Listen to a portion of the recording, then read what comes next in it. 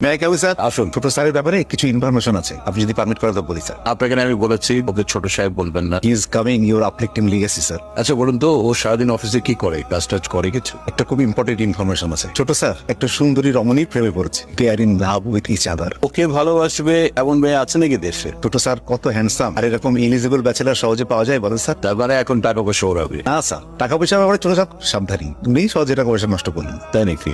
আরেকটা ইম্পর্টেন্ট কথা আছে স্যার, ছোট স্যার মনে হয় কোথাও জব করছে স্যার। কি বলেন আপনি?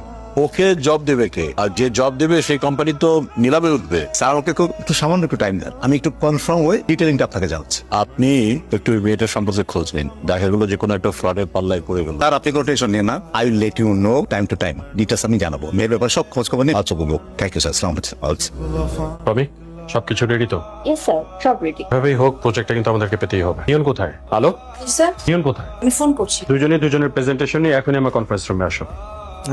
আপনি কোথায়? একটু পর প্রেজেন্টেশন দিতে হবে। আপনি এখনো ঘুম থেকে ওঠেন নাই? আমি বাসে চলে আসছি, কাছাকাছি চলে আসছি। 2 minute. Emon towel they.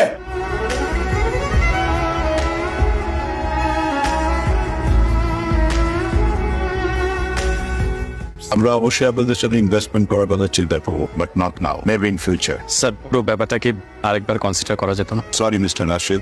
Okay sir, see you soon. Okay. কোথায় ছিলে তুমি Niyon? You know what, you are a careless dumb stupid. Sorry sir. You are dismissed with immediate action. ব্যবস্থা করো। আই হোপ তুমি নিয়নের ব্যাপারে কোনো ধরনের সুপারিশ নিয়ে আমার কাছে আসোনি। স্যার আসলে আমি একটা ইনফরমেশন দিতে এসেছি। বলো। আজকে যে প্রেজেন্টেশনটা দিয়েছি সেটা আমি বানাইনি, ওটা নিয়ন বানিয়েছে। হোয়াট? আসলে আমি ঠিক বুঝতে পারছিলাম না, ও নিয়নকে রিকোয়েস্ট করেছিলাম যেন ও বানিয়ে দেয়। আমার প্রেজেন্টেশনটা বানাতে গিয়ে ও প্রেজেন্টেশনটা বানাতে পারেনি। তুমি যা বলছো ঠিকঠাক বলছো তো? Yes sir. তুই একদম তোর বাবার মতো হয়েছিস, নিজের ক্ষতি হবে জেনেও অন্যের উপকার করতে একদম পিছপা হস না।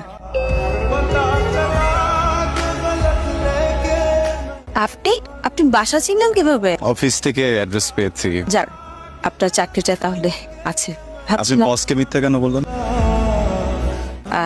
ভিতরে আসুন না। আপনার সাথে কিছু ইম্পর্টেন্ট কথা ছিল। বলুন। অন্য কোথাও যাই, এখানে না। গরিব গরিব খেলা খেললেন আমাদের, তাই না? বড়লোক বাবার বড়লোক ছেলে